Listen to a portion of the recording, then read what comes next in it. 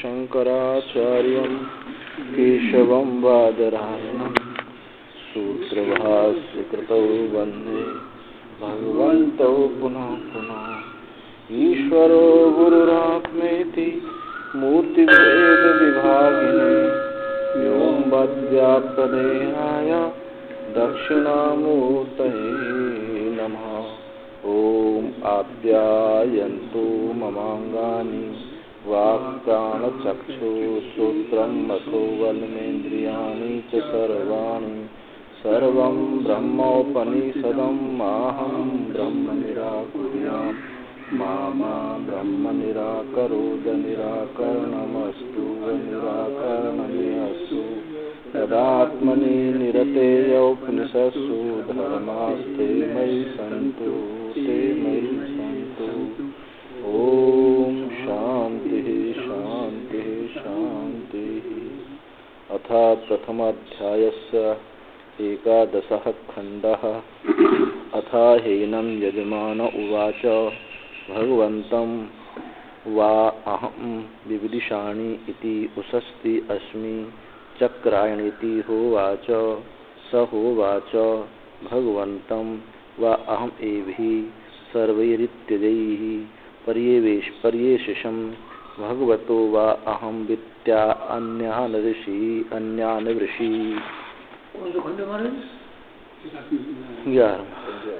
भगवास्त एव मे सर्ववित्यजैति तथा इति। अथ तर्हि एतद् एव समति सृष्टा स्तुवतां यावत्तेभ्यो धनं दद्या तावन्मम दद्या इति तथेति।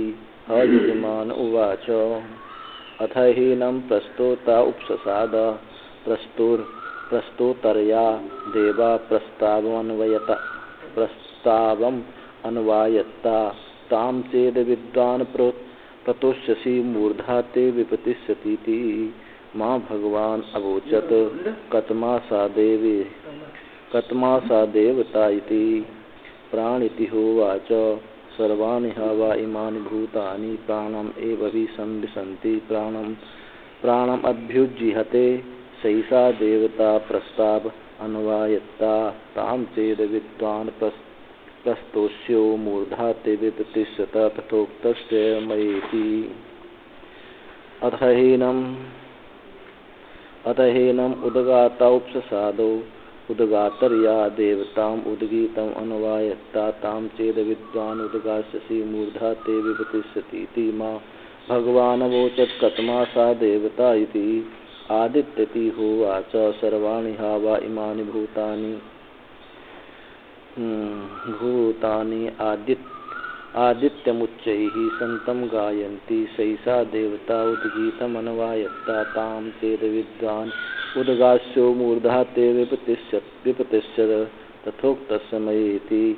अथैनं प्रतिहर्ता उपससादा प्रतिहर्तर्या देवता प्रतिहारम् अन्वायत्ता तां चेद विद्वान् प्रतिहरिष्यसि मूर्धा ते विपतिष्यतीति। मां भगवान् अवोचत् कतमा सा देवता इति। अन्नमिति होवाच सर्वाणि वा इमानि भूतानि अन्नमे प्रतिहर्माणानि जीवन्ति सैषा देवता प्रतिहारमन्वयत्ता तां चेद विद्वान् प्रतिहरिष्यो मूर्धा ते विपतिष्यत तथोक्तस्य मयेति। हाँ, तो उशस्ति का प्रसंग चल रहा उद्गीत विद्या उद्गीत प्रकरण में। तो वो जब उनके राजा के यज्ञ में पहुंच गए अब पास में बैठे प्रस्तोता के पास जाकर चुप बैठ गए और उनसे कहा कि तुम जानते हो कि ये प्रस्तोता जो है प्रस्तोता का देवता कौन है? उस देवता को जानते हो? यदि नहीं जानते हो तो उसको बिना जाने तुम जो है ये करोगे तो तुम्हारा मूर्धा गिर जाए। अपनी वहाँ ये दिखा दी जाके कोई जहाँ कुछ लोग ऐसे बैठे अनजान और वहाँ जाके वेद मंत्र बोल दो चार। अरे ये तो भाई वास्तव में जम गई धाक, फिर क्या लगती है? तो धाक उनकी जम गई। आज कहते हैं उसके बाद अथ हीनम यजमान उवाच भगवन्तं वा अहम विविदिषाणि इति उसस्ति अस्मि चक्रायन इति होवाच। अथ इसके अनंतर हेनम उसस्ति यजमानो राजो उवाच। उसस्ति को जो यजमान था राजा वो बोला, भगवंतम वै पूजावंतम अहम विविदिषाणि वेदितुमिच्छामि इति उक्तः उसस्ति अस्मि चक्रायणस्तवापि श्रोत्रपथमागतो यदीति होवाच उक्तवान। भगवान जब उन्होंने कहा कि राजा यजमान को उनको बोला उसस्ति को, भगवंतम वै पूजावंतम अहम विविदिषाणि, मैं आपको जानना चाहता हूँ, आप कौन है। विविदिषाणि वेदितुमिच्छामि इति उक्तः, ऐसा कहा तो उसस्ति कहता उसस्तिरस्मि चक्रायणः तवापि श्रोतपथमागतो यदि आपके कान के रास्ते से अर्थात आपने सुना होगा उसस्ति नाम, चक्र का पुत्र उसस्ति नाम आपने सुना होगा। श्रोत्र प्रथम आगतो माने आपके कान में ये बात आई होगी, आपने सुना होगा कि चक्र का पुत्र चक्रायन जो है उसस्ति उद्गीत विद्या को जानने वाला है, आपने सुना होगा। तो कहते हैं राजा सह यजमान उवाच, यजमान बोला, राजा बोला सत्यम एवं अहम भगवंतम गुणम अस्वस्म। यजमान राजा बोला ठीक कहा आपने, ठीक कहा कि मैंने भगवान आपके बहुत गुणों को सुना, मैंने आपकी गुणवत्ता का बहुत सुना है कि आप हैं सर्वस्व ऋतु कर्म भी ऋत्युजयी पर्येषणम कृतवानस्मि। मैंने सब ऋतु कर्मों के लिए आपकी खोज की थी। पर्येषणम कृतवानस्मि, मैंने आपको बहुत खोजा था लेकिन आप मिले नहीं। अन्विष्य भगवतो अहम वित्त, खोज करके भगवान आपकी खोज करके अहम वित्त अलाभे न, आपको हम पा नहीं सके, अलाभे न अन्यान इमान वृषि व्रतवानस्मि। फिर मैं अन्य ऋतुओं का मैंने वर्ण किया, जब आपको खोजा आप नहीं मिले तो अन्यों का मैंने वर्ण कर लिया, वर्ण किया हूं। तो अद्यापि भगवान तो एव मे मम सर्व ऋत्युजयी ऋतु कर्मार्थम अस्तु इति उक्ता। आज भी कोई बात नहीं, आप लेट आए कोई बात नहीं, अद्यापि आज भी भगवान आप ही मेरे सर्व ऋतु कर्मों करने के लिए आप ही नियुक्त हूं मैं, इति उक्ता, ऐसा कहा। तथा इति आह उसस्ति, ऐसा कहने पर उसस्ति बोले किंतु अथैवं तर्हि एत एव त्वया मम व्रता मया संसृष्टा मया सम्यक प्रश्नेन अनुज्ञाता संतम स्तुवताम। किंतु इस प्रकार तरी तुम्हारे द्वारा एतदेव त्वया पूर्वम, जो आपने पहले कहा था, जो अभी बातें कही थी, मया संसृष्टा, मेरे द्वारा सम्यक प्रसन्न होने से, अनुज्ञाता, मेरी ही आज्ञा को प्राप्त करके ये सब जो ऋत्विक लोग हैं ये सब कर्म करें। भाई जो आपने वर्ण कर लिए उनको वही रहने दें, पर मेरी आज्ञा को प्राप्त करके ये सब ऋत्विक कर्म करें। तो या तू एतत् कार्यम, तुम्हारे द्वारा जो ये कार्य, तुमको ये काम करना चाहिए कि वर्ण तुमने कर लिए लेकिन हम इनको बता देंगे, मेरी आज्ञा के अनुसार कर्म करते रहे। यावत् तेभ्य प्रस्तोत्रादिभ्य सर्वेभ्य धनम दद्या प्रियच्छसि तावन मम दद्या इति उक्तः तथेति यार यजमानवाद। जितना धन में प्रस्तोता आदि सबके लिए धन दोगे उतना धन मुझे भी दे देना, हम तो आए इसलिए। इति उक्तः तथेति सा हो बात। राजा ने कहा ठीक है हम ऐसा ही करेंगे। अथा हेनम औसस्त वचः श्रुत्वा प्रस्तोता उपससाद उसस्ति विनयन उपजगाम। ये अथ हेनम, इस उसस्ति के वचन को सुन करके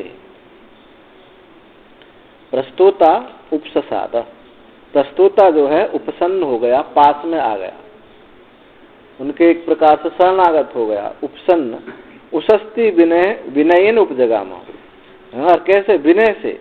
विनय से समीप में आ गया उस हस्ती के पास। कौन? ये प्रस्तोता। प्रस्तोतरया देवता इत्यादि माम भगवान अवोचत पूर्वम। आपने कहा था कि प्रस्तोता का देवता कौन है, प्रस्ताव का देवता कौन है, आपने कहा था।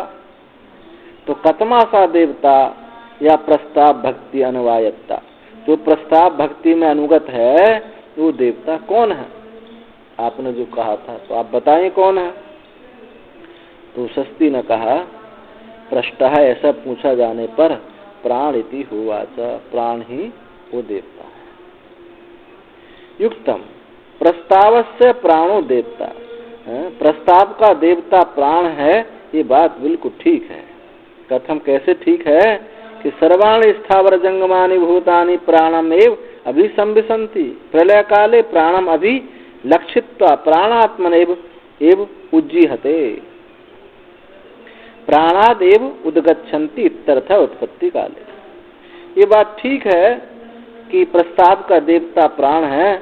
कैसे ठीक है? कि सब भूत स्थावर जंगम, जितने भी स्थावर जंगम सब भूत हैं, जड़ चेतन, सब प्राण को ही, प्राण में ही प्रवेश कर जाते हैं। अभिविशन्ति, उसी में लीन हो जाते हैं, प्रलय काल में उसी में ही प्रवेश कर जाते हैं। और प्राण को ही लक्षित करके प्राणात्म रूप से ही उज्जीहते, लीन हो जाते हैं। प्राण को ही लक्षित करके उसी में लीन हो जाते हैं। प्राणादि उद्गच्छन्ति, और उत्पत्ति काल में सभी प्राण से ही उत्पन्न होते हैं। अतः सही सा देवता प्रस्ताव अनुवायत्ता, इसलिए वही जो देवता है, प्रस्ताव देवता जो है, यही ये प्रस्ताव में अनुगत देवता यही प्राण ही है। प्रस्ताव अनुगत देवता भी प्राण ही है। देवता सब संस्कृत में स्त्रीलिंग में होता है, पुल्लिंग नहीं माना जाता है, इसलिए सा का प्रयोग किया जा रहा है। ताम चेद विद्वान तम प्रस्तोष्य, ताम उसको यदि अविद्वान न जानकर तुम प्रस्तोष्य प्रस्ताव भक्ति करते हो, उसको जाने बिना यदि तुम प्रस्ताव भक्ति करते हो, तो मूर्धा शिरस्ते विपतिष्यत, तुम्हारा मूर्धा पतितम गिर गया होगा। तथोक्तस्य मया तत्काले मूर्धा ते विपतिष्यते, ऐसा कहे मेरे द्वारा, ऐसा कहे जाने पर उस काल में मूर्धा तुम्हारा गिर ही जाएगा। अतः त्वया साधु कृतम, इसमें तुमने ठीक किया। यदि मैं ऐसा कहता तुम्हारा मूर्धा गिर जाएगा तो निश्चित गिर ही जाता। इसमें अतः त्वया साधु कृतम मया निषिद्ध कर्मणो, मेरे द्वारा निषिद्ध कर्मणो यदि उपराम आकाशी इत्यर्थ, जो मेरे कर्मों से, जो निषिद्ध कर्म से तुम उपराम हो गए, ये तुमने ठीक ही किया। अपना कर्म छोड़ करके तुम मेरे पास आगे पूछने के लिए, इसमें तुमने ठीक ही किया, नहीं तो तुम्हारा मूर्धा गिर जाता। तथा उद्गाता पप्रच्छ कथम सोदगीत भक्ति अनुगता अनवायत्ता देवता। पहले प्रस्तोता आया, फिर उद्गाता ने पूछा कि कतमा वो उद्गीत भक्ति में अनुगत देवता कौन सा है। तो कहा, ऐसे पूछने पर पृष्ठः आदित्य इति होवाच, तो उसको कहा ऐसे पूछने पर कि वो जो है उद्गीत भक्ति में अनुगत जो देवता है वो आदित्य है। सर्वाणि ह इमानि भूतानि आदित्यम उच्चै ऊर्ध्वम संतम गायन्ति शब्दयन्ति स्तुवन्ति तेभि परा, क्योंकि ये सब भूत आदित्य के ऊपर उठते हुए ही, आदित्य जब सूर्य उदित हो जाता है तब ये उद्गाता उद्गान करता है।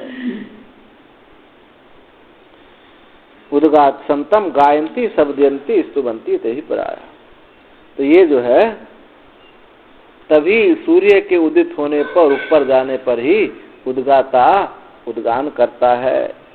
तो उच्छब्द सामान्यात प्रशब्द सामान्यात इव प्राणोवतः सैसा देवता इत्यादि पूर्व।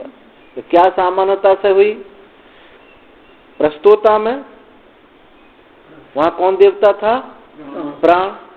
तो प्रस्तोता में प्र और प्राण में भी प्र, तो दोनों की सामान्यता में हुई।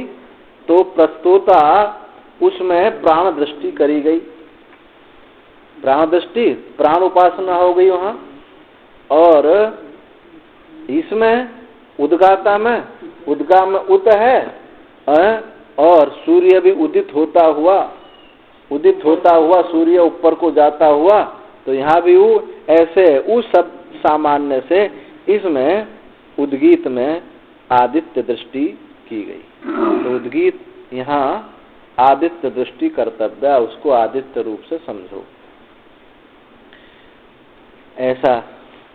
अब आगे एवमेव अथ हेनम प्रतिहर्ता उपसाद कतमासा देवता प्रतिहारम अनवयता इति। इसी प्रकार प्रतिहर्ता गए, उन्होंने कहा कि प्रतिहार में कौन देवता अनुगत है?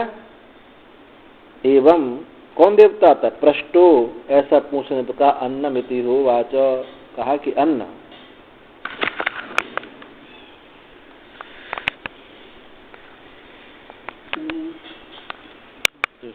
इसको ऑन करना भूल गए। तो बताया कि वो अन्न इसका देवता है। क्यों है? सर्वाणि हवाइमानि भूतानि अन्नमेव आत्मानं प्रति सर्वतः प्रतिहरमाणानि जीवन्ति। अन्न, ये सब भूत जो है अन्न से ही अपने को प्रति सर्वतः प्रतिहरमानि जीवन्ति। अन्न को लेकर के सब जीवित रहते हैं, सब भूत जो है अन्न से ही जीवित रहते हैं। तो सही सा देवता प्रति शब्द सामान्यात प्रतिहार भक्ति अनुगता। तो इसमें भी, इसमें प्रति शब्द, प्रतिहर्ता में प्रति और प्रतिहरण में भी प्रति। तो प्रति शब्द की सामान्यता से इस प्रतिहर्ता में, प्रतिहर कर्म में ये कौन? प्रतिहरण शब्द जो सबको खींच रहा है, ये उसमें अनुगत है, इसलिए उसकी इस प्रकार से उपासना हो गई। हाँ, ये जो देवता बता अन्न, इसमें अन्न उपासना हो गई, क्योंकि अन्न को ही सब खा करके सब जीवित रहते हैं। अन्न को ही प्रत्येक, अब आंख भी अन्न खींच रही है, कान भी अन्न खींच रही है। नहीं है कि गेहूं है, चावल खाना ही अन्न है, ये सब जो खींच रहे सब अन्न है, अन्न है। तो ये अन्न प्रश्न जो पूछा है, अन्न है, अन्न देवता उसका हुआ। उसमें प्रतिहर्ता में अन्न दृष्टि कर्तव्य, उद्गाता में उगता हुआ सूर्य कर्तव्य दृष्टि कर्तव्य, और प्रस्तोता में प्राण दृष्टि कर्तव्य, इसमें प्राण दृष्टि करनी चाहिए। अब ये समानम अन्न तथोक्तस्य मयेति। तो प्रस्तोता उद्गीत प्रतिहार भक्ति में प्राण आदित्य अन्य दृष्टि उपासिता।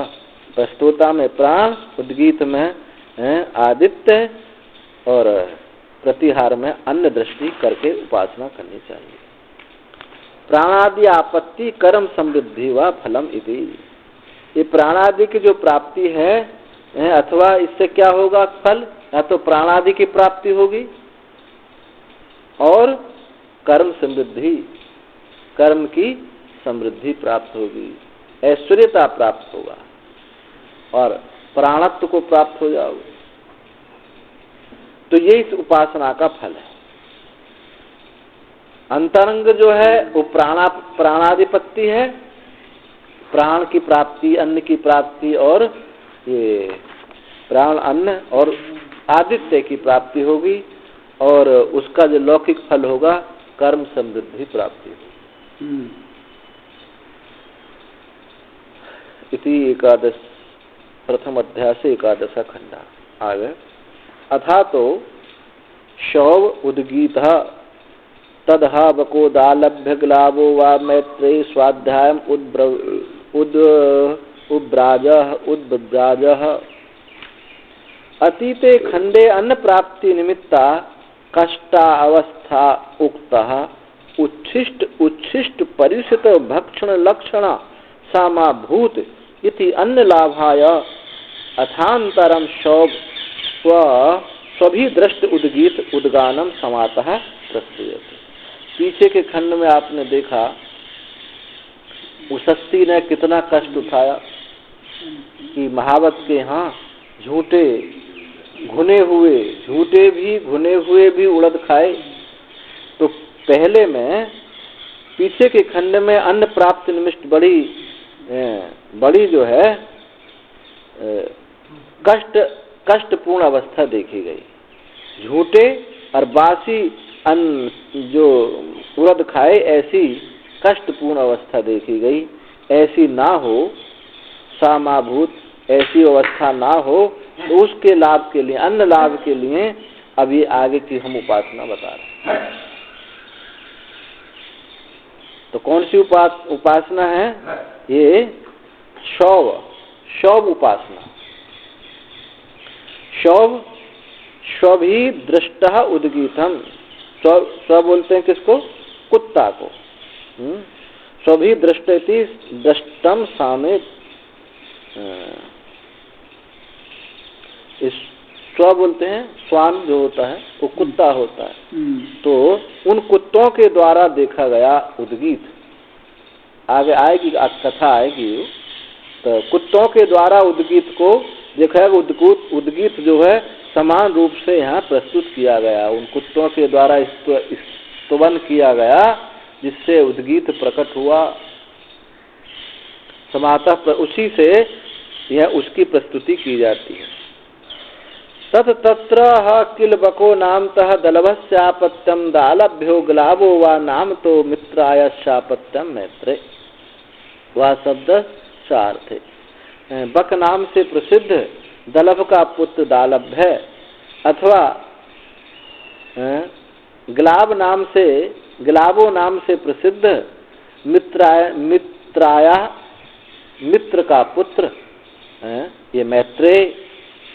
ऐसा समझे, अथवा ऐसा समझो द्व्यामुष्याणो ही आसो, ये एक आदमी के दो नाम हैं। एक दो पक्षों से है, जहाँ दो पक्षों को पिंडदान करने वाला है, उन दोनों पक्षों के दृष्टि से नाम दे दिए हैं, एक ही आदमी है। तो वस्तु विषय क्रियासु एवं विकल्प अनुपपत्ति। हाँ, वस्तु विषय में क्रियाओं की तरह विकल्प नहीं होता। जैसे क्रियाओं में विकल्प हो सकता है, हमको दिल्ली जाना है तो आगरा होकर चले जाएं, या अलीगढ़ होकर चले जाएं।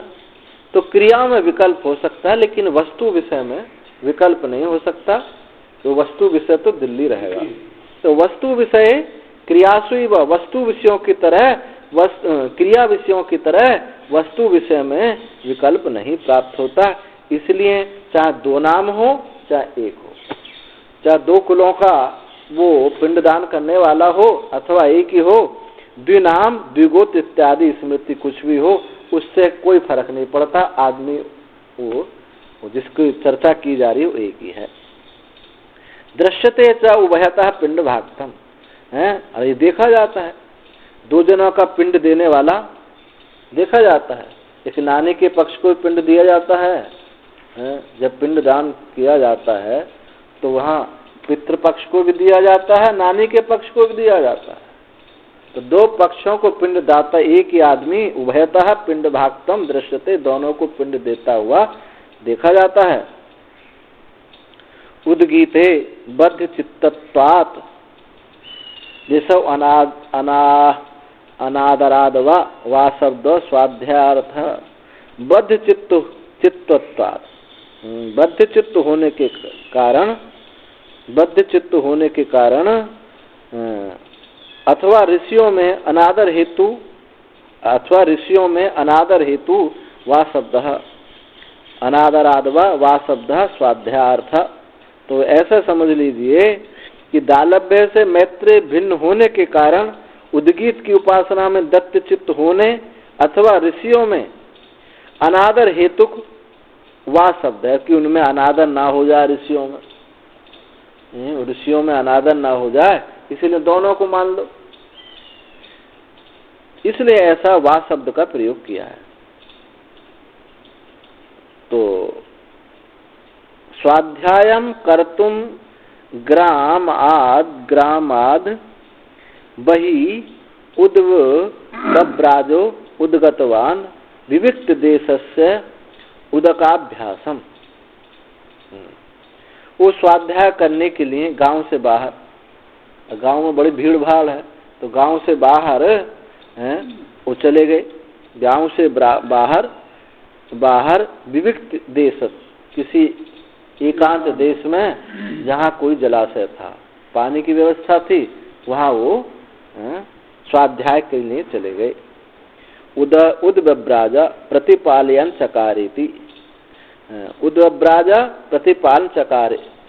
प्रतिपालयान चकारेति एक वचनात् लिंगात एक ऋषि। इससे यहाँ जो श्रुति में सिद्ध हो रहा है, क्या किया है? एक वचन उद्वब्राजा, ये एक वचन का प्रयोग है। प्रतिपालयन चकारा एक वचन का प्रयोग है।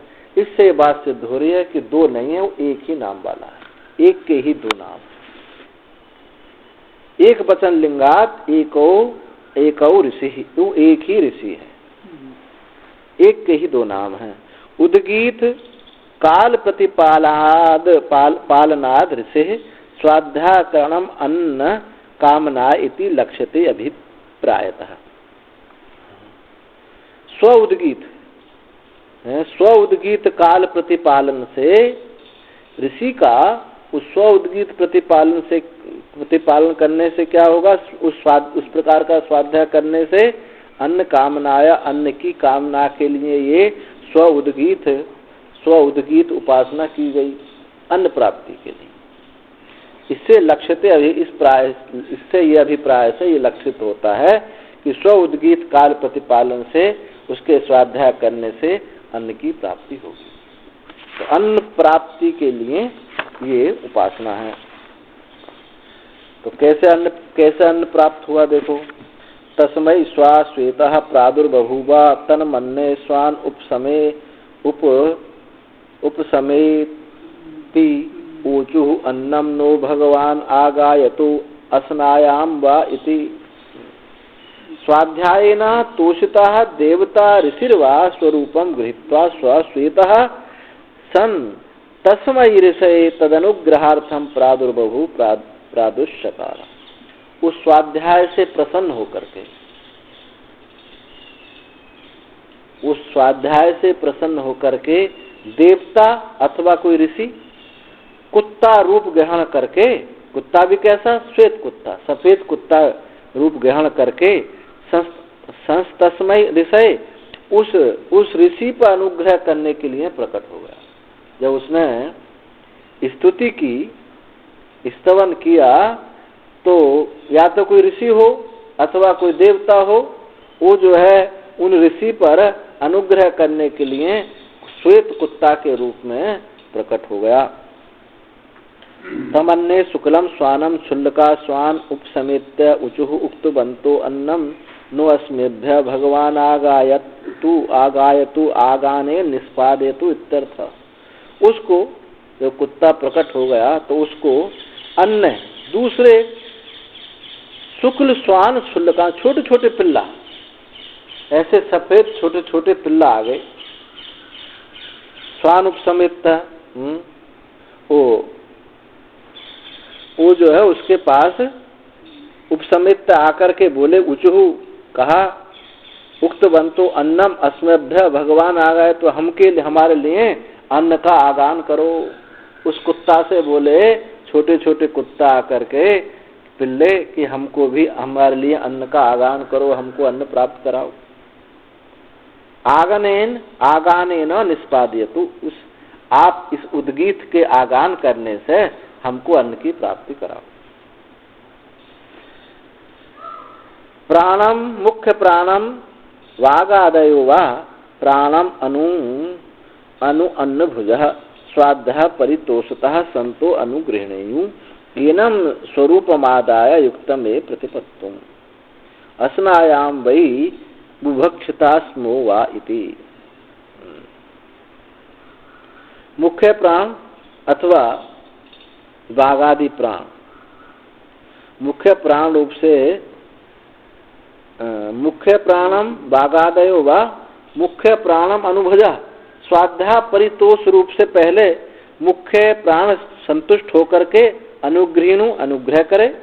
इस प्रकार एवं स्वरूपम आदाय स्वरूप को ग्रहण करके युक्त में प्रतिपत्तुम। जो मुख्य प्राण कौन सा था? पहले वो जो कुत्ता, जो सफेद कुत्ता हुआ,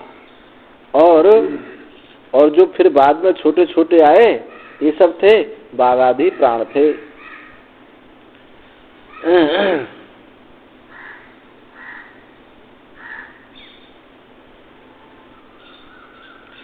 तो पहले मुख्य प्राण, फिर छोटे छोटे ये बाघादि प्राण सब आ गए थे। स्वाध्याय से परितुष्ट होकर के इन्हीं को ग्रहण करना चाहिए, मुख्य प्राण को और बाघादि प्राण को ही ग्रहण करना चाहिए। इस कुत्ता के रूप में वही आए। स्वरूप अमादायति युक्तम ए प्रतिपत्तम असनाया वही बुभक्षिता स्मोवा। भूख के लिए वो भूखे थे। असनायाम वही बुभक्षिता, वो भोजन के लिए असनायाम भोजन करना चाहते थे। एवं मुक्ते स्वश्वेत उवाचा, इस प्रकार उनके कहने पर, उन्होंने कहा कि हमारे लिए भी अन्न दो। इस प्रकार कहने पर श्वेत उवाचा, श्वेत कुत्ता बोला, तान शुल्लकान, उन छोटे कुत्तों को, पिल्लाओं को वो बड़ा कुत्ता बोला, शून एव अस्मिन एव देशे माम प्रातः कालम उपसमियात। उन कुत्तों को बोला कि तुम भूखे हो, ये जो भूखे तुम कुत्ते जो हो, इस देश में प्रातः काल तुम यहाँ आ जाना, प्रातः काल तुम यहाँ आना। दैर्घ्यम छांदसम समियात, तो उपसमियात जो श्रुति में है, ये क्या है? छांदस है। इसमें कुछ हम काट पीट नहीं कर सकते, पर ये छांदस समियात इति प्रमाद पाठ होगा। या तो छांदस मानो अथवा ये प्रमाद से ऐसा पाठ हुआ है। तो प्रातः काल करणम तत्काल एव कर्तव्यार्थम, ये प्रातः काल करना ही उस काल में कर्तव्य, ये करना चाहिए।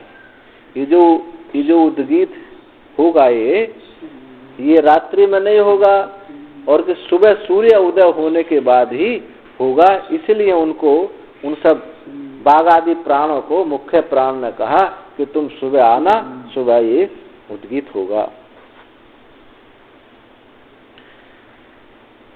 अन्नदस्य व सवितु अपराह्णे न अभिमुख्यात। अन्नदस्य, अन्न देने वाले अथवा अन्न देने वाला जो सविता है, अपराह्न काल में अनभिमुख्या, अभिमुख नहीं होता। दोपहर के बाद, दोपहर को अभिमुख नहीं होता। और वो कौन है? अन्न देने वाला सविता है। तत्रैव बकोदालभ्य ग्लाभो व मैत्री ऋषि प्रतिपाल्यन चकारा प्रतीक्षाम कृतवान। और जो बकोदालभ्य ग्लाभ जो मैत्री ऋषि थे, प्रतिपाल्यन चकारा, उसका पालन किया, प्रतीक्षण कृतवान, उसकी प्रतीक्षा की। सुबह के लिए उसने प्रतीक्षा की कि सुबह ये कुत्ता ये उद्गान करेंगे। ते स्वानः तत्रैव अगम्य ऋषे समक्षम यथा एव यह कर्मणि बहिष्पवमानेन स्तोत्रेण स्त्रोष्यमाणा उद्गात्री पुरुषा संरब्धा संलग्ना अन्योन्यम एव मुखेन अन्योन्यस्य पुच्छम गृहीत्वा आसर्पतवन्तः परिभ्रमणं कृतवन्तः इत्यर्थः। वे कुत्ता आगे थे, 3 श्वान वे कुत्ता तत्रैव आगम्य, उसी समय वहां आ गए। उसी ऋषि के समक्ष आ गए। यथा एव कर्मणि, जैसे ही इस कर्म में बहिष्पवमान, जो बहिष्पवमान होता है, ये स्तोत्र है, तो इस स्तोत्र के द्वारा, बहिष्पवमान स्तोत्र के द्वारा स्तुति करते हुए स्त्री पुरुषा संदब्धा संलग्न हो गए। बहिष्पमान स्तोत्र के द्वारा उन्होंने स्तवन किया। अन्योन्यम कैसे स्तवन किया उसमें देखोगे कि वो जो ब्राह्मण है प्रतिहर्ता इत्यादि, प्रतिहर्ता, उद्गाता और प्रस्तोता, वो अग्नि आवेशण करते हैं।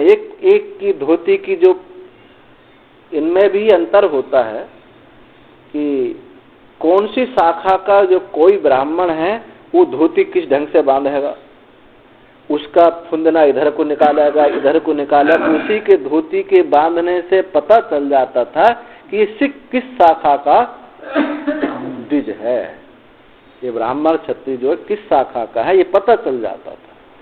तो वो जो धोती बांध उसकी पूंछ पीछे को एक दूसरे को पकड़ करके वो गोल गोल घूमते हैं उस कर्म में, प्रतिसर्पण करते हैं। इसी प्रकार से अब वो तो कर्म था, ये उपासना है। और कुत्ता की संज्ञा क्यों की थी? कुत्ता मुंह पर को उठा करके बोलता है। ऐसे ही वो उच्च स्वर में वो गान करते हुए एक दूसरे की लांग पकड़े हुए वो गोल गोल प्रतिसर्पण करते हैं। ऐसे ही यहाँ कुत्ताओं ने किया, क्योंकि वही वो उस कर्म को यहाँ उपासना की जा रही है। तो कैसे किया? बहिष्पमान स्तोत्र के द्वारा। बहिष्पमान एक स्तोत्र है, स्तोत्रों के बहुत जैसे नाम है उनके। तो उस बहिष्पमान स्तोत्र के द्वारा वो स्तवन करते हुए उद्गाता पुरुष संलग्न हो गए, अन्योन्य एक दूसरे को। मुखे न अन्योन्य से पूछो, अपनी मुख में एक दूसरे की पूंछ को भर के और गोल गोल, गोल गोल जो हो घूमने लगे। पुच्छम गृहीत्वा आश्रपु आश्रपतवन्तः परिभ्रमणं कृतवन्तः, परिभ्रमण किया, ऐसे घूमने लगे। ते संस्रप्य समुपविशु उपविष्टः संतो चक्रु हिंकार कृतवन्तः। वे इस प्रकार समुपविष्ट से बैठ गए, बैठ होने पर हिंकार, उन्होंने हिंकार किया। हिंकार किया कैसे? जो सर्पण जो है बैठ कर ही किया जाता है। अच्छा, तो ऐसे इसीलिए उसका नाम प्रतिसर्पण सर्प की तरह।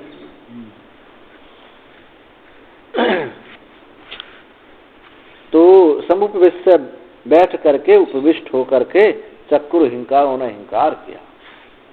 अब हिंकार क्या है? वो ओम मद ओम पिबाम ओम देवो वरुणः प्रजापति। तो इसमें ओम, अब जो वेद हिंकार करने वाले न, उसमें अलग अब आएगा। जो 13 स्तोत्र जो होते हैं वो किस स्तोत्र में वो कैसा किया जाएगा, उस तो भाई अब हमने तो कर्मकांड किया नहीं है, इसीलिए तो ये जो उपासना सबको समझ में नहीं आती। आज जो कर्म किया वो उसका अंग प्रत्यंग सबको पता होता है। आप जो कर्म पढ़ाते हैं आपको पता होता है सब उसका अंग प्रत्यंग। ये कर्म का वो देखा तक नहीं, सुना तक नहीं, और उस देखे हुए सुने की ही ये उपासना है, उसी में दृष्टि की गई है। जब कर्म छूट गया, गृहस्थ आश्रम पूरा हो गया, तो वानप्रस्थ में अब वो क्या करेंगे?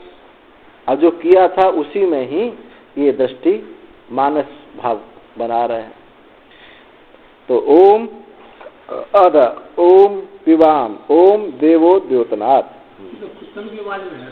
तो ब्रह्मचर्य में ही बता दिया जाता है ये सारी विद्या। अरे कौन, हम तो नहीं पढ़े भाई, गुरुकुल में कहाँ पढ़े? आप पढ़े होंगे। हाँ बताओ कौन गुरुकुल में पढ़ रहा? तो हाँ, वो तो वेदाचार्य है। ओम अद ओम पिबाम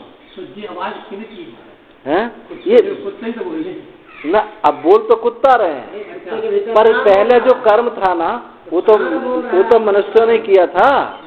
है तो यहाँ तो जो उपासना की जा रही है ना, उपासना में जो पहले उसने किया था हिंकार, मनुष्य ने हिंकार किया, अभी इस समय यहाँ कुत्ता हिंकार कर रहे हैं।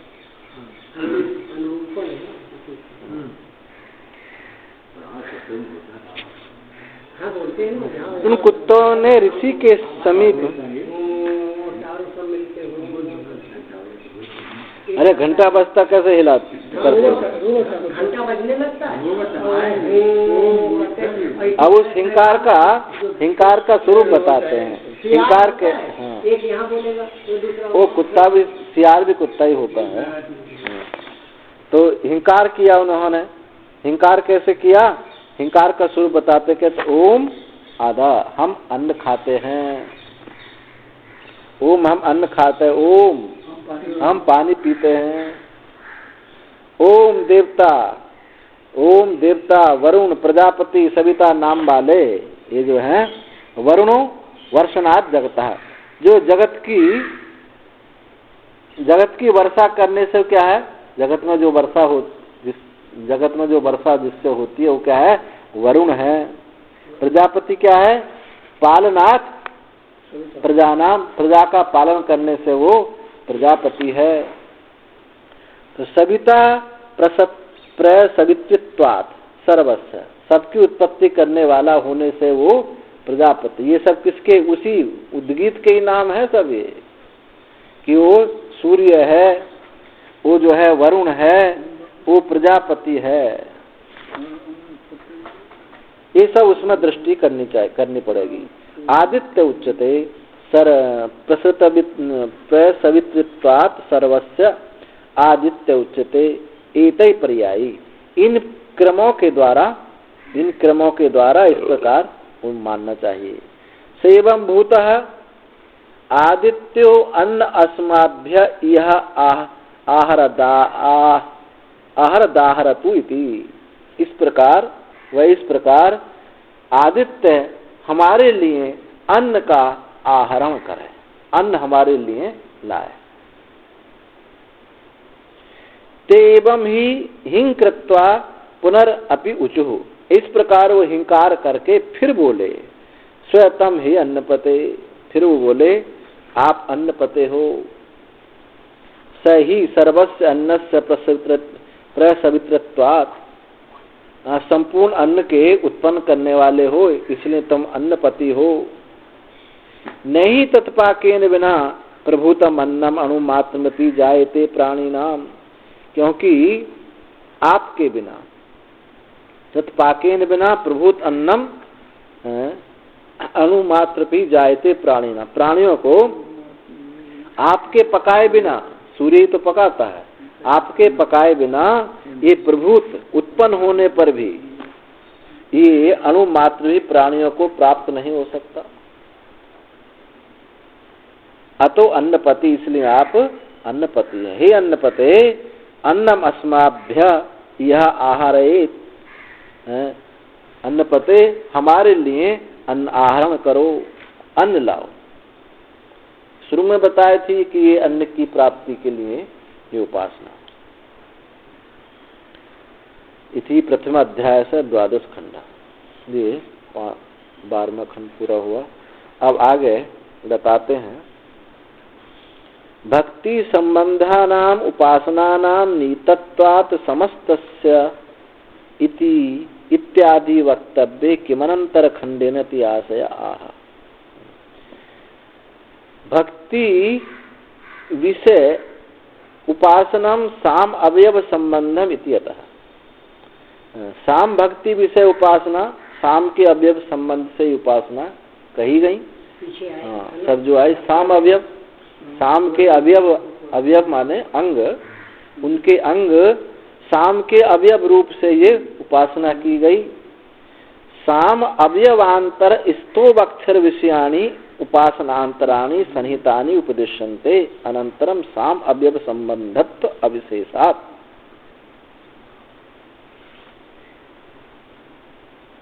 विशेषात् आगे क्या दिया इसमें आपकी, विशेषात् के बाद क्या है?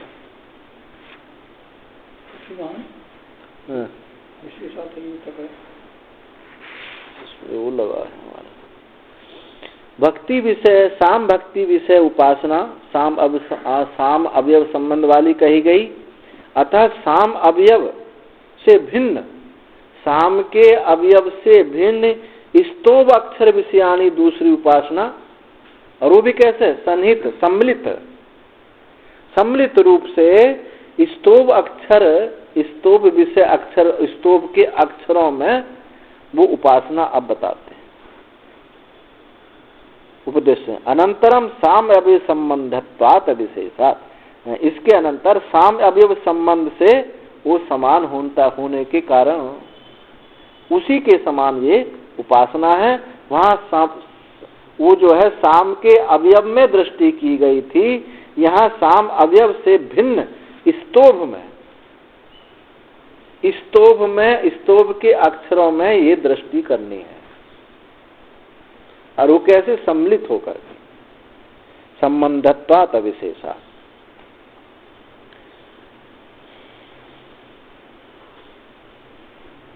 क्यों? क्योंकि साम अवयव संबंध साम्य होने के कारण, साम अवयव संबंध जैसे उसकी साम अवयव की इस स्तोभ के साथ साम्यता है, क्योंकि स्तोभ के बिना भी उद्गीत उपासना संपूर्ण नहीं होगी, इसलिए ये साम्यता है। इस साम्यत्व संबंधत्व विशेषात समानता होने के कारण अयम बावलोको हा उकारो वायु हाईकारा चंद्रमा अथ कारा आत्मा यही कारा अग्निकारा, ये 13 स्तोभ है। अब उन 13 स्तोभों में ये दृष्टि करनी है। तो वही जैसा अभी गान होता है ना, हा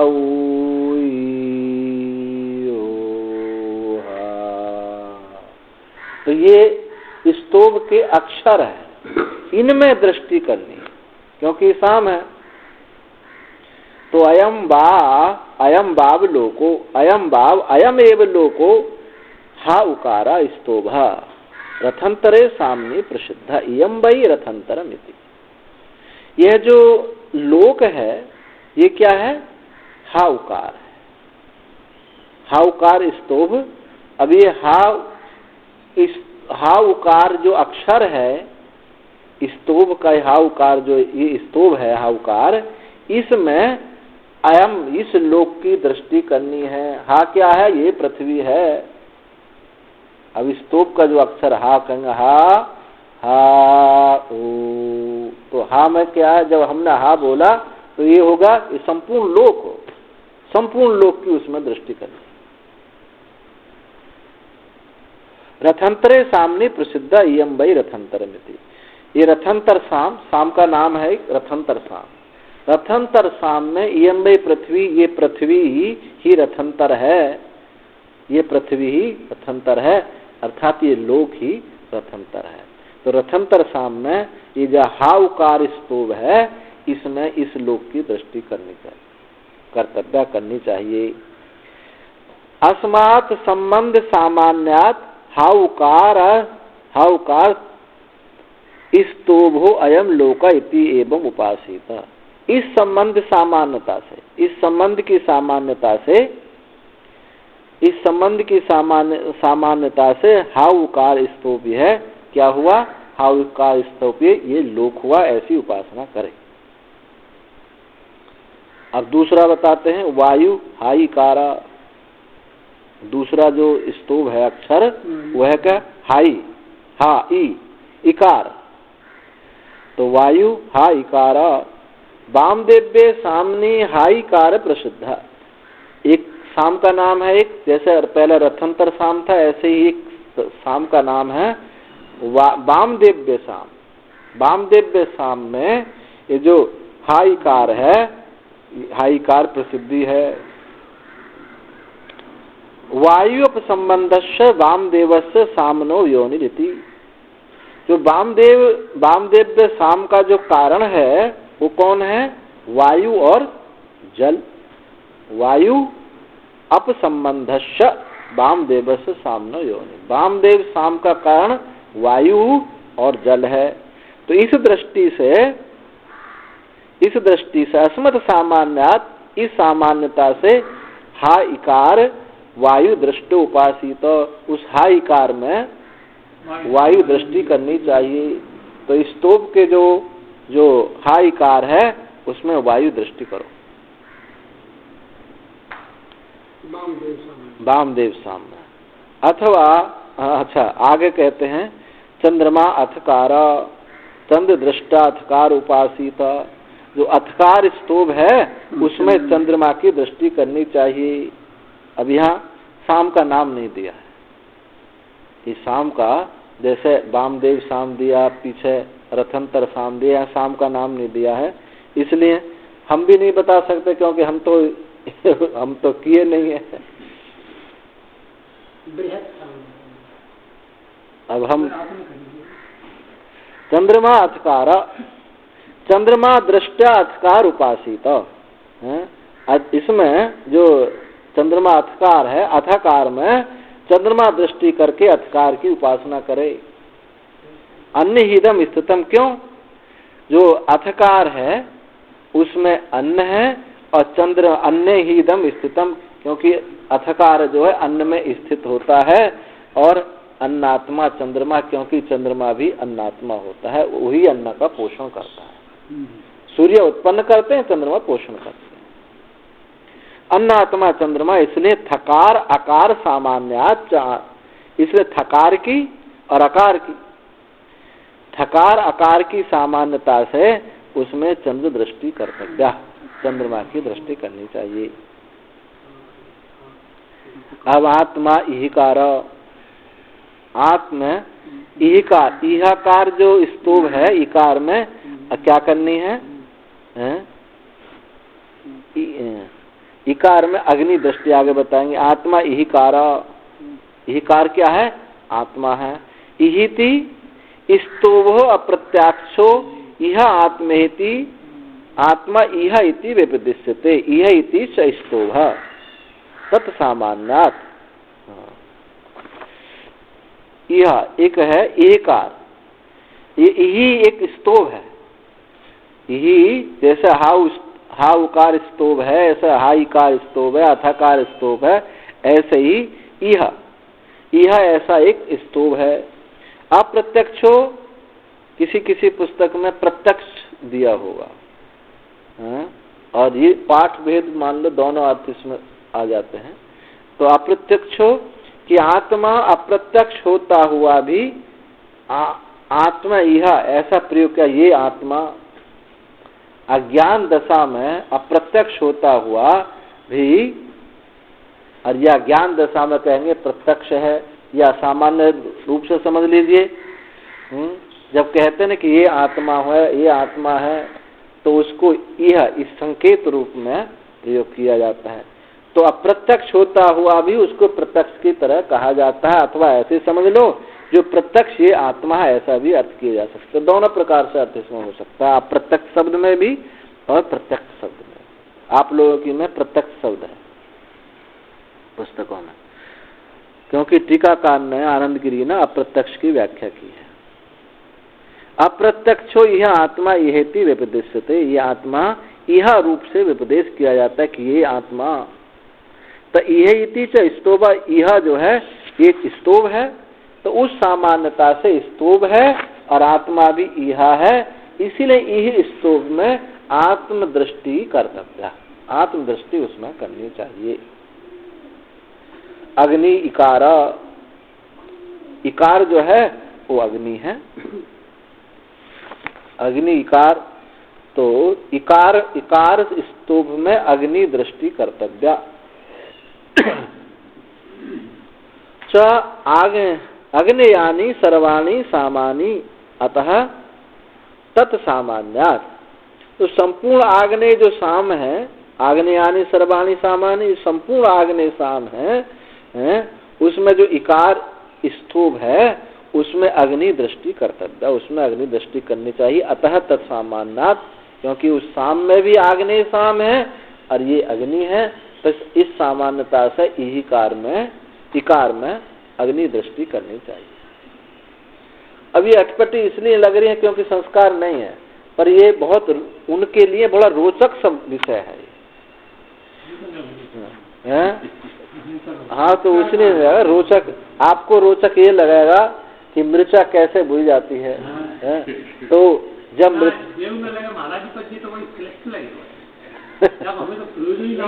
प्रयोजन तो हम साथ साथ बता रहे हैं, नहीं ऐसा नहीं, प्रयोजन तो बिल्कुल स्पष्टता से करके बता रहे हैं। अभी मैंने बताया था, पहले बता, कई बार बता चुका हूँ, जो आपने कर्म किया है, अब जो गृहस्थ में जो कर्म किए था अग्निहोत्र, उस समय वैदिक युग थे, वैदिक युग का कर्म था। अब वो जब गृहस्थ आश्रम आपका पूरा वानप्रस्थ में चले गए तो आपको उस कर्म करने का अधिकार नहीं रहा। तो आप उसने जो कर्म आपने किए थे उन कर्म में ही दृष्टि की गई, उसी कर्म कांड को आपने भावात्मक किया है।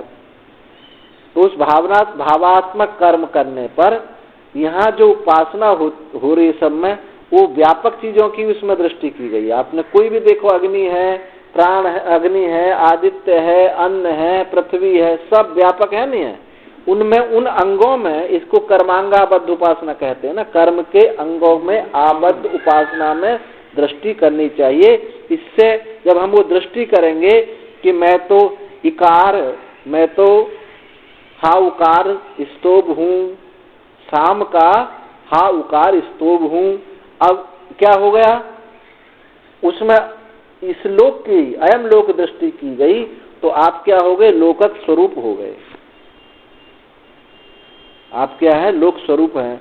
अब आप ये एक देह वाले आप नहीं रह गए, ये भावना करने से आप व्यापक हो गए।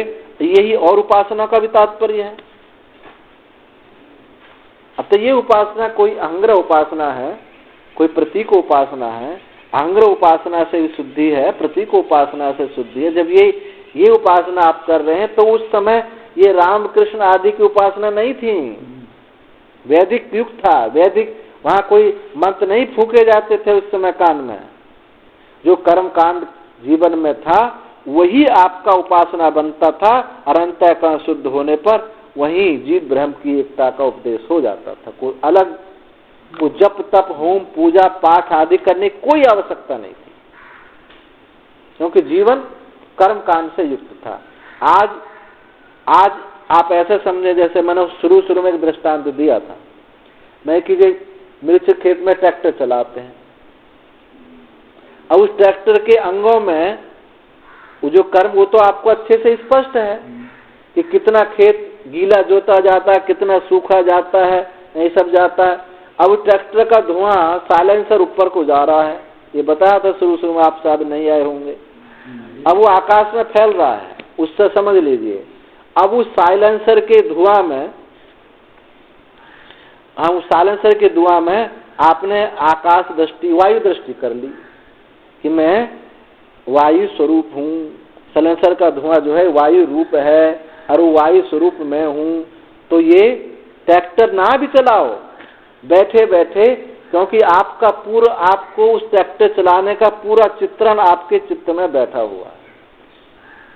अब ये समस्या यहाँ क्या है, ये जो बताई दे रही है, ना कभी देखा है ना सुना, तो चित्रण कैसा होगा? ना देखा है ना सुना, करने की तो बात छोड़ो पीछे की। मैं ब्रह्म हूँ, ये लिखा ना, अहम ब्रह्मास्मि। तो ब्रह्म और अहम में एकता की जाएगी ना। भाई ब्रह्म अहम तो जानते हो, कृष्ण हो, मैं कृष्ण हूँ, तो कृष्ण और आप में एकता की जाए, रामो हो, मैं राम हूँ। ऐसे ही अहम ब्रह्मास्मि प्रज्ञानम ब्रह्म सत्य में, ऐसे इनमें एकत्व किया जाता। अब यहाँ अस्मि और अस्म जो है वो एक वचन है, और यहाँ दो शब्द कहे गए, मैं ब्रह्म हूँ, मैं और ब्रह्म दोनों अलग अलग कहे गए एक में, इसका मतलब है एकत्व। तो ये इकार जो स्तोभ है, अब बात आई समझ में? नहीं, ये है बात। हम एक ने कई बार इस बात को दोहरा चुके हैं। इस प्रयोजन से अंतःकरण शुद्धि के लिए ही उपासना है। ये तुम्हारी ना होएगी, ये होएगी इसलिए ये ना होएगी क्योंकि आपने वो कर्म ना देखा है ना सुना है, अधिदैव तक पहुँचे हो, अधिदैव में होएगी नहीं। देखो, इसलिए जो कर्म है, अब ये छूट क्यों गई उपासना? आजकल इनको उपासना कोई नहीं कर सकता है, इसलिए नहीं कर सकता क्योंकि वो कर्म हमारे जीवन में वो आए ही नहीं। अब वो जब आए नहीं, देखें तो उनके प्रति भावना के, आपके जीवन में तो ये भावना आ सकती है, ये ट्रैक्टर वाली भावना आप आ सकती है, हैं, जो पढ़ाने वाली भावना आ सकती है, ये सब आ सकती है, उनमें दृष्टि वो आ सकते हैं। जिनका प्रयोग होता है वो समझ में आते हैं, जो अप्रयोग है तो कैसे समझ? आदित्य उकार, अब ये जो है उकार जो स्तूप है उसमें आदित्य दृष्टि करनी है। उच्चै ऊर्ध्वम संतम आदित्यम गायन्ति उकारस स्वयं स्तूप। अभी उच्च ऊंचा उठकर के ही आदित्य, जब ऊपर को उठता है आदित्य, और जब ये गान होता है, शाम गान होता है, ये भी सूर्य उदय होने पर ये भी गान होता है, ऊपर को उठ करके ही गान होता है। तो इस सामान्यता से इस उकार में आदित्य दृष्टि करनी है। ये उकार जो स्तूप है इसमें आदित्य देवता शाम में स्तूप आदि, आदित्य देवता में अथवा इस शाम में स्तूप इत्यादि उकार, ये उकार है, इसमें ये दृष्टि करने से आप ये आदित्य दृष्टि हो गई। निहव इति आवाहन एकार स्तूप, और निहव, निहव में एकार दृष्टि, एकार स्तूप है, उसमें यही ती आवयंती तत्सामान्यात, उसमें जो है स्वर होते हैं, हाँ, 13 आज सब एक एक के नाम सबके आ रहे हैं, वही मैं बता रहा हूँ। आवाहन एकारम स्तूप, ये जो आवाहवान है एकार है, एकार स्तूप है। यही तीच आवयंती, यही पुकारा जाता है। इस सामान्यता से इसमें ये दृष्टि आवाहन दृष्टि कर्तव्य करनी चाहिए। तत्सामान्यात विश्व देवा ओहिंकारो, और ओहिंकार जो है ओहिंकार जो है उसमें विश्व देवा की दृष्टि करनी है। वैश्व देव्य सामने स्तोभस्थ दर्शना, जो वैश्व देव शाम है उसमें ये स्तूप देखा जाता है। वैश्वदेव शाम में इस स्तूप का ओहिंकार स्तूप का प्रयोग होता है। तो ओहिंकार में ये कौन सी दृष्टि करनी है? विश्व देवा की दृष्टि करनी। जैसे आका देवता है, ईशा देवता है, ऐसे सबके अलग अलग अक्षरों के देवता है, अक्षर देवता। फिर है प्रजापति हिंकार, अनुरुक्त्याद हिंकार से चाव्यक्तात्, जो हिंकार है वो हिंकार क्या है, उसका देवता कौन है, वो किसकी दृष्टि करनी है? उसकी प्रजापति की हिंकार में दृष्टि करनी है। अनुरुक्त्याद हिंकार से, क्यों? जो हिंकार है वो उसका निर्वचन नहीं होता, उसका निर्वचन नहीं होता, और अनिरुक्त्याद हिंकार से अव्यक्तत्वात्, अनिर्वचन ना होने के कारण अव्यक्त रूप से है। अव्यक्त, उसमें कोई व्यक्तता नहीं होती। अब प्राणः स्वरः, और स्वर जो स्तूप है उसमें हमको प्राण दृष्टि कर्तव्य, प्राण दृष्टि करनी है।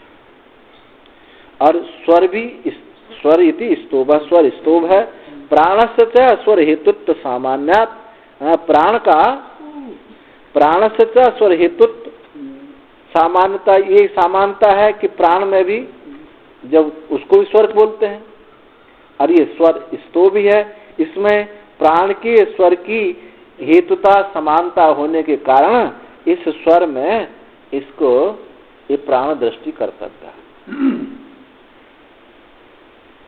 अब अन्नम या इति स्तूप अन्नम, और एक क्या है, या स्तूप है। उस या स्तूप में क्या है, अन्न दृष्टि कर्तव्य, अन्न दृष्टि करनी है। और जो या इति स्तूप अन्नम, ये या स्तूप है और उसका देवता ये क्या है, अन्न है। अन्नेन ही इदम याति अतः तत्सामान्यात्, क्योंकि अन्न से ही ये जाता है। तो याति, या में, या और याति में या सामान्यात्, या इति सामान्य से इसमें अन्य दृष्टि कर्तव्या। बाघ इति स्तोभो, और क्या है? बाक, बाक में बाक ये स्तोभ है, और इसमें विराट अन्न देवता विशेष होगा। और इसमें किसकी दृष्टि करनी है? विराट की,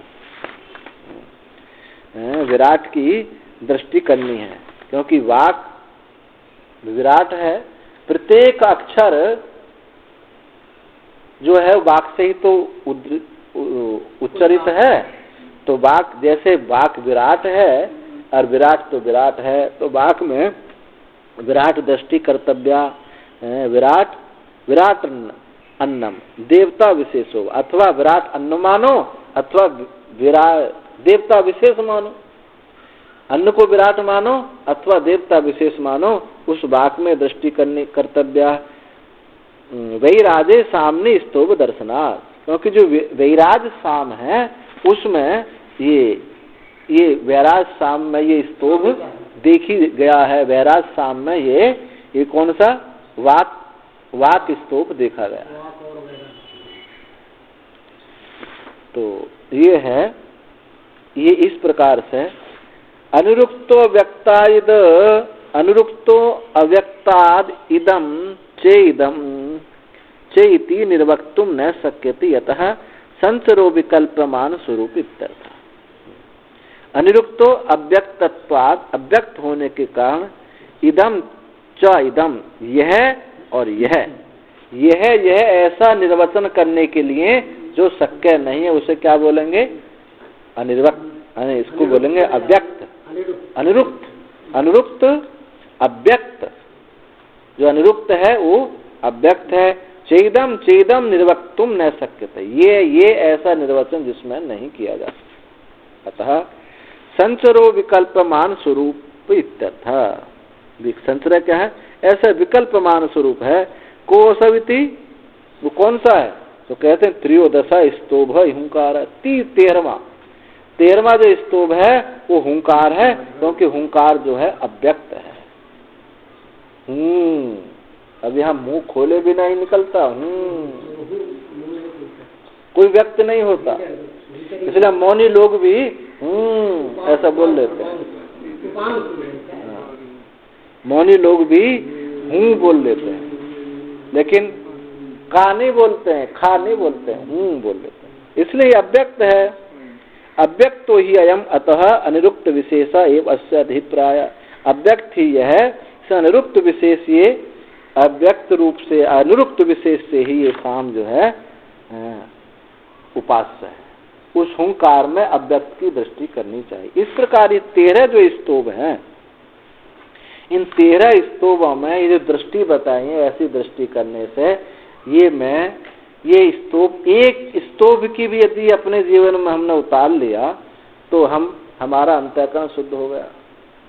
अनंत व्यापकता का भाव, व्यापकता के अनंतता के समीपता में हम बैठ गए। ये इस उपासना का प्रयोजन। दुग्धई अस्मयी बाघ दोहम इत्यादि उक्त अर्थम, पीछे ये मंत्र आया था पहले, कौन से? तीसरे खंड में आया था। तीसरे खंड में 7वां मंत्र दुग्धे अस्मयी बाघ दोहम, ये मंत्र आया था।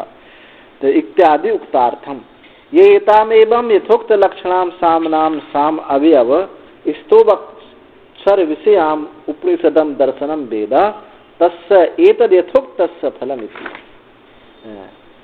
जो इस यथोक्त लक्षण साम को, साम अवयव स्तोभ अक्षर विषय को, कि जो किसके रहस्य को, इस दर्शन को, स्तोभ दर्शन को जो जानता है उसका यथोक्त फल प्राप्त होता है। कौन सा यथोक्त फल प्राप्त होता है? दुग्धे अस्मि बाघ दोहम, उसके लिए ये वाणी के फल को प्राप्त होता है, बाघ दोह को प्राप्त हो जाता है। ये जो बाघ दोह उसको प्राप्त हो जाता है।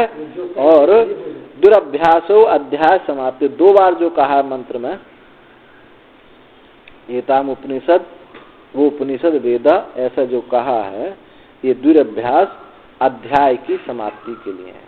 ये पहला अध्याय इसमें साम अवयव विषय उपासना विशेष परिसमाप्त्यर्थो वासव। उपासना और पर्यायवाची के रूप में प्रयुक्त होते हैं। सामयव विषय उपासना विशेष, सामयव विषय उपासना विशेष समाप्ति यहाँ हुई। साम के अवयव विशेष की उपासना इस अध्याय में जो थी वो समाप्त हुई। स्तोभ अक्षरों की और साम के अवयवों की। दूसरा अध्याय में कहते हैं, दूसरा अध्याय शुरू होता है तो पहले अध्याय से दूसरे अध्याय में क्या संगति होगी? पूर्वोत्तर प्रपाठकयोः संगतिम दर्शयति। पहले और दूसरे इन अध्याय की क्या संगति है? तो कहते हैं ओम इति एतद अक्षरम इत्यादि न साम अवयव विषय उपासनम अनेक फलम उपदिष्टम।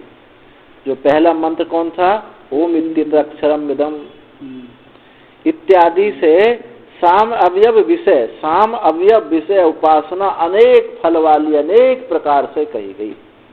आप उद्गीत के अक्षरों में, उद्गीत के में कितने प्रकार से उपासना आपने सुनी, अनेक फल उपदिष्ट हुए।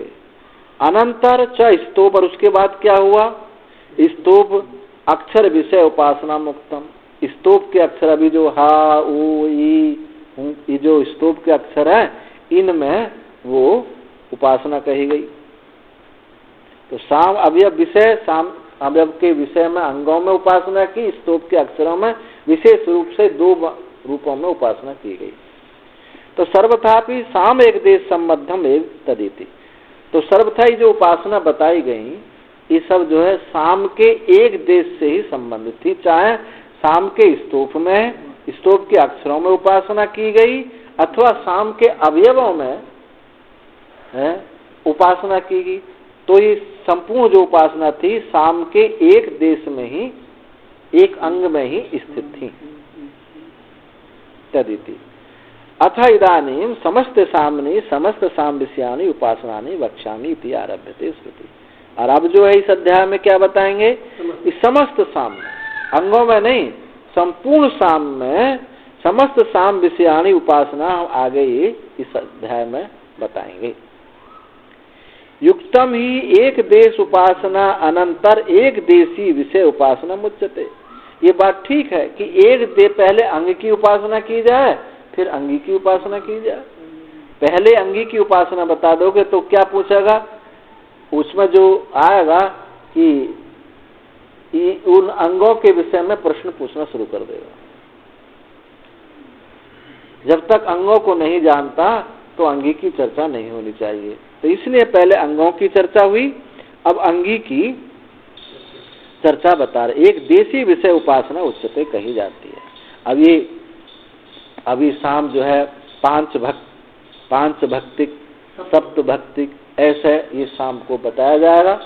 उनमें भी सप्त भक्ति कौन है, पंच भक्ति कौन है, तो आगे ऐसे ऐसे उपासना आएंगी। तो मंत्र देखें। ओम समस्तस्य खलु सामना उपासनम साधु यत् खलु साधु तत् सामिति आचक्ष्यते यत् साधु तत् सामेति। ओम समस्त यानी पांच भक्तिक अथवा सप्त भक्तिक। साम की उपासना, खलु सामना उपासना वो क्या है? निश्चय ही साधु है, शोभन है। साम की संपूर्ण साम की जो उपासना है, पांच भक्तिक हो अथवा सप्त भक्तिक हो, वो साधु है। जो साधु है और वही साम है। अब यहाँ साम में साधु दृष्टि कर्तव्य, श्रेष्ठता की दृष्टि, अच्छाई की दृष्टि साम में की गई। जो साम है ये अच्छा है, साधु है वही साम है। जो असाधु है होता है वह साम नहीं है। साम में श्रेष्ठत्व दृष्टि कर्तव्य साम श्रेष्ठ है। अर्थात समस्त साम में साधुता है, समस्त साम एक अवयव में नहीं, संपूर्ण साम में साधुता है। इसे साम के रहस्य जानने वाले ऐसा बताते हैं। इति आचक्ष्यते, ऐसा साम विद ऐसा कहते हैं। तो समस्तस्य सर्व अवयव विशिष्टस्य पांच भक्तिकस्य साप्त भक्तिकस्य च इत्यर्थ। समस्त साम क्या है? पांच भक्तिक है और सप्त भक्तिक है। खलु इति वाक्य अलंकार था। जो मंत्र में खलु शब्द है ये क्या है? वाक्य का अलंकार है। बहुत शब्द ऐसे होते हैं ना जिनके नहीं, कहीं वहां नहीं है, वहां तो निश्चय रूप में है। सर्वम खलुमिदं ब्रह्म निश्चय रूप में है। बहुत सारे शब्द ऐसे हैं जहाँ तावत शब्द विशेष करके या अलंकार के रूप में प्रयोग होता है। हाँ, हाँ। तो ये जो है ये निपात जो है कहीं उनका अर्थ लगा ले जाता है और कहीं जो है वो अलंकार के रूप में, कहीं नहीं लग रहा है तो उसको अलंकार के रूप में ले लेते हैं। वाक्य की सुंदरता जैसे, हाँ वाक्य की शोभा, ऐसे जैसे मानस की चौपाई है ना। अब जैसे शब्द है राम, और बोला क्या जाएगा चौपाई की सुंदरता के लिए? रामू नहीं बोलते हैं, अपने बस कर राखे रामू। फिर क्या हो? उकार क्या होगा? चौपाई अलंकार होगा। ऐसे ही कुछ शब्द संस्कृत में भी होते हैं। अच्छा, साम उपासना साधु, साम की उपासना साधु है। समस्ते सामने साधु दृष्टि विधि परत्वात् न पूर्व उपासना निंदार्थम साधु शब्द। ये जो साधु शब्द कहा है कि समस्त साम जो है साधु है, तो इसका मतलब ये नहीं है कि पीछे जो उपासना है सारी बेकार है। उनको असाधु बताने में तात्पर्य नहीं है। समस्त सामने साधु दृष्टि विधि परत्वात्, समस्त साम में श्रेष्ठता की शोभनता की दृष्टि करनी चाहिए, इसलिए साधु शब्द का प्रयोग किया है, ना कि पूर्व उपासना की निंदा करने के लिए नहीं। साधु शब्द से ननु पूर्वत्र विद्यमानम साधुत्वं समस्ते सामने सामने विद्यते। यदि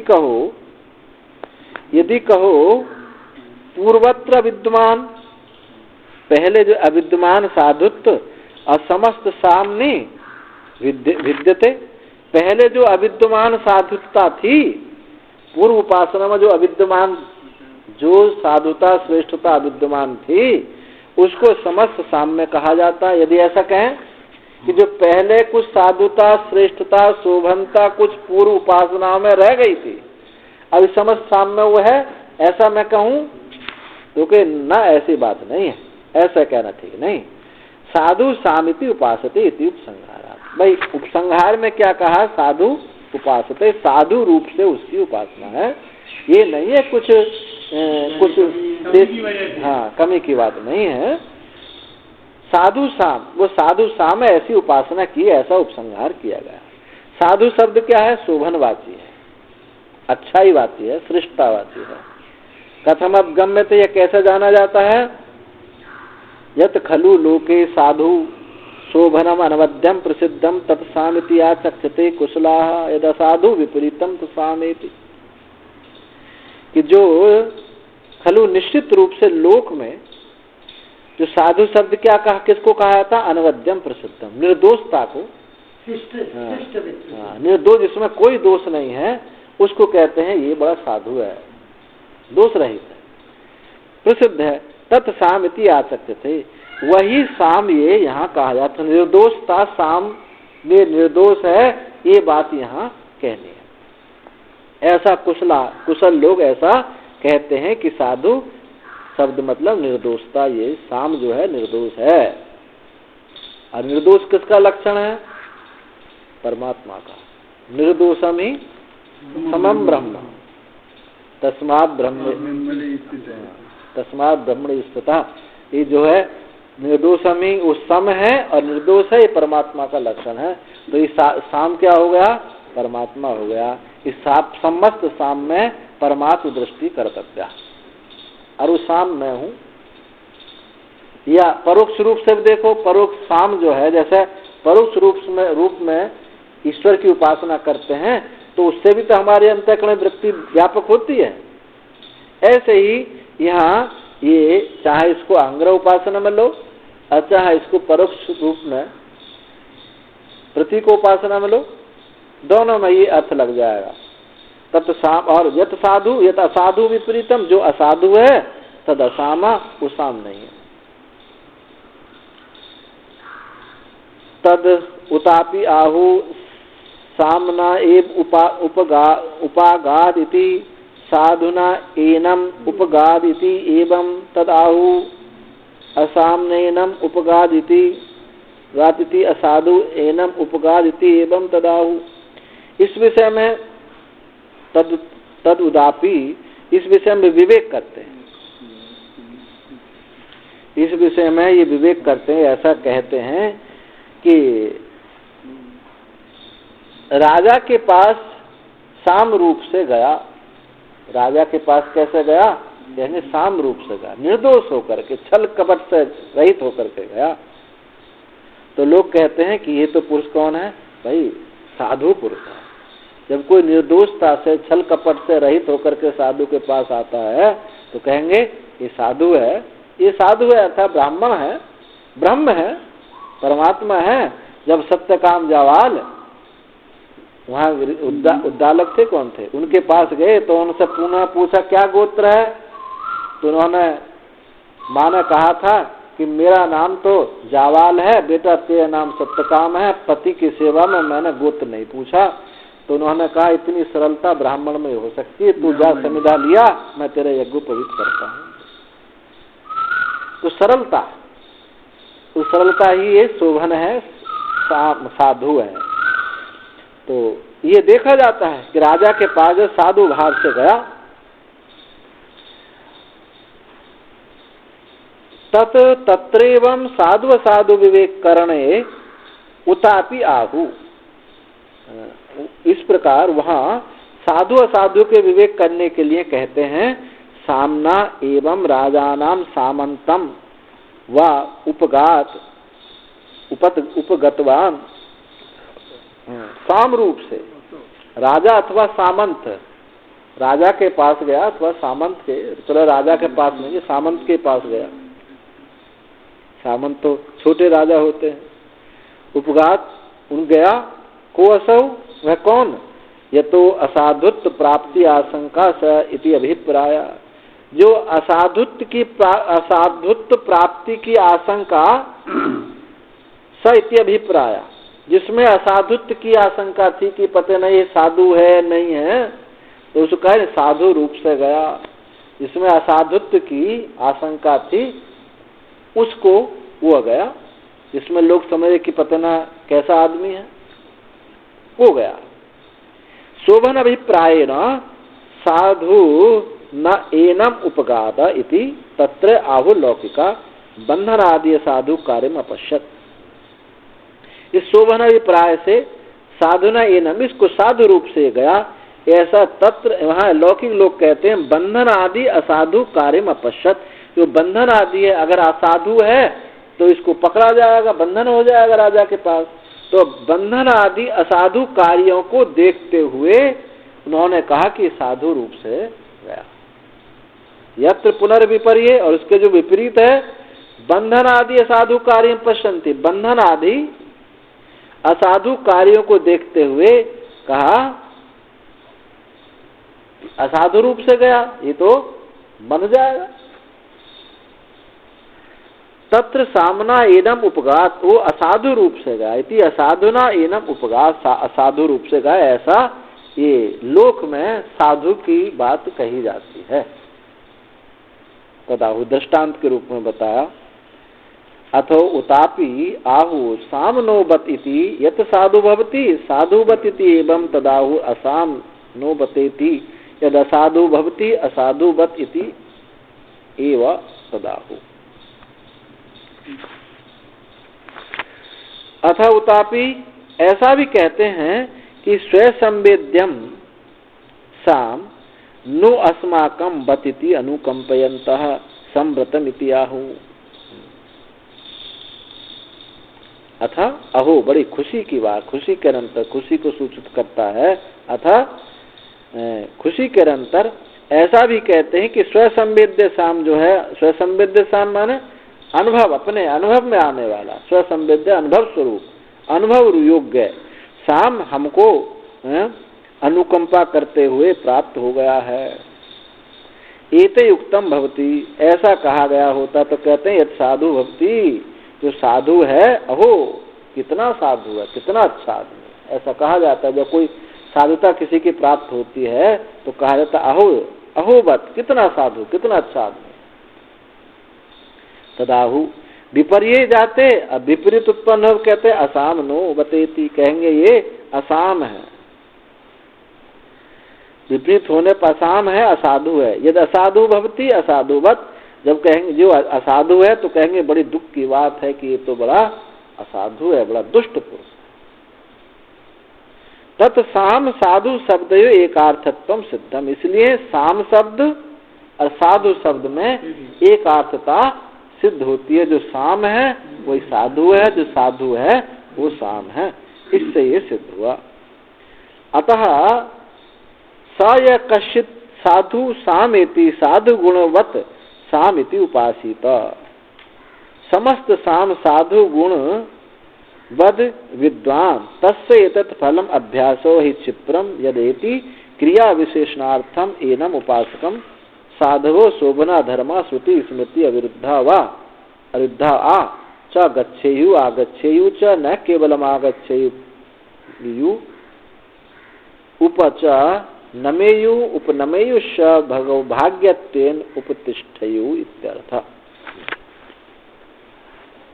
इसलिए वह जो कोई साधु साम है, साधु गुणवत साम इति उपासित, साधु गुण रूप से साम की उपासना करे, ऐसी उपासना करे तो समस्त साम साधु गुणवत विद्वान, जो समस्त साम को साधु गुण वाला जानता है, ऐसी जो समस्त साम में जो श्रेष्ठता की शोभन निर्दोषता की जो उपासना करता है, ऐसा जो जानता है, तस्य तस्य फलम, उसको अभ्यास हो शीघ्र फल प्राप्त होता है, उसको शीघ्र ही। यदिति क्रिया विशेषणार्थम, जो मंत्र में यद शब्द है, मंत्र में जो यद शब्द है वो किस लिए है? यद एनम, यद शब्द जो है क्रिया विशेषणार्थ, क्रिया का विशेषण के लिए है। एनम उपासकम, एनम कौन है? ये उपासक। ये जो उपासक जो है उस संपूर्ण साम में जो साधु दृष्टि करता है, तो साधव शोभन धर्म जो है श्रुति स्मृति अविरुद्ध, जो श्रुति और स्मृति इसके जो अविरुद्ध धर्म है, विहित धर्म है, उनको इस जो कहता है तो गच्छेयु, उनको वो प्राप्त होता है। जो साम में साधु दृष्टि करता है तो उसको क्या फल प्राप्त होता है? जो श्रुति स्मृति अविरुद्ध धर्म है उसको प्राप्त हो जाता है, अर्थात वो साधु धर्म गुणवत्ता उसको प्राप्त हो जाती है। गच्छेयु आगच्छेयु न केवलम, जिसमें नहीं है, न केवलम आगच्छेयु, केवल वो उसमें गुण आ ही नहीं जाते। नमेयु उपनमेयु भोग्यत्वेन उपतिष्ठ, भोग्य रूप से भी वो सब गुण उसमें उपस्थित हो जाते हैं, आ ही नहीं जाते, उसके जीवन में उतर जाते हैं। नमेयु उपनमेयुश्च भोग्यत्वेन उपतिष्ठेयु, उपस्थित हो जाते हैं। इस प्रकार से इस साम की साधु रूप से उपासना बताई। चलो अब इतना ही रहने दो। ओम पूर्णमदः पूर्णमिदं पूर्णात् पूर्णमुदच्यते पूर्णस्य पूर्णमादाय पूर्णमेवावशिष्यते। ओम शांति शांति।